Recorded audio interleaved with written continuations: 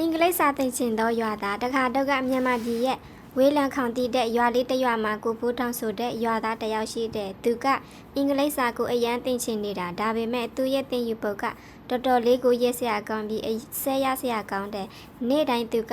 ရွာလေလမ်းမပေါ်မှာရက်ပြီးအင်္ဂလိပ်စကားလုံးတွေကိုဟိကျဲမနေတတ်တယ် Hello how are you I am fine thank you သူအတန်ကရွာတရွာလုံးကိုပတ်ပြန့်သွားပြီး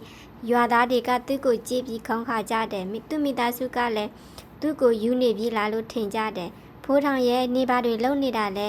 ရွာကလူတွေအကုန်လုံးနှင်းကိုယူနေပြီလို့ထင်နေကြပြီလို့သူ့အမေကပြောတယ်ဒါပေမဲ့သူ့မိသားစုကလည်း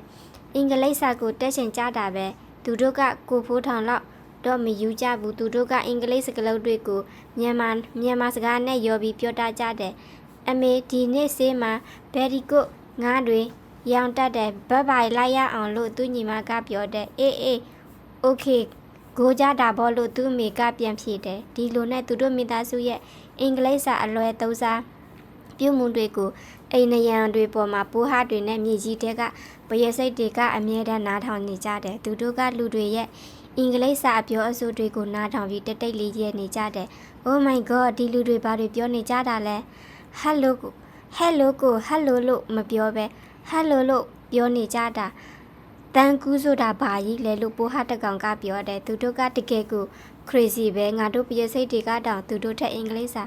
ပိုတတ်သေးတယ်လို့ပရစိတ်တကောင်ကပြန်ပြောတယ်တကယ်တော့အဲ့ဒီပိုးဟာတွေနဲ့ပရစိတ်တွေကအင်္ဂလိပ်စာကိုအရန်ကျွမ်းကျင်ကြတယ်သူတို့ကနိုင်ငံသားတွေရဲ့စကားပြောဆိုမှုတွေကိုနားထောင်ပြီးတည်ယူခဲ့ကြတယ်သူတို့ကလူတွေရဲ့အင်္ဂလိပ်စာအမားတွေကိုကြည့်ပြီးပြောနေကြတယ်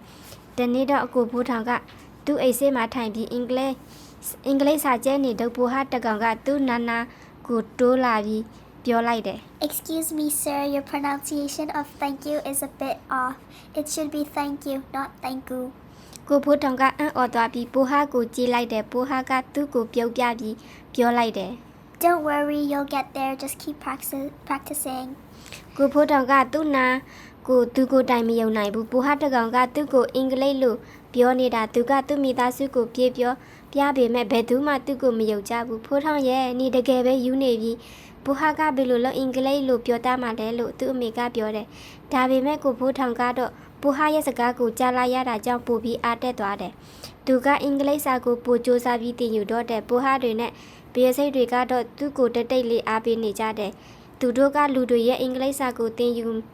မှုခရီးစဉ်ကိုနောက်ွယ်ကနေကြည့်ပြီးပြောနေကြတဲ့အင်္ဂလိပ်ဆရာလေးဖြစ်နေကြတာပေါ့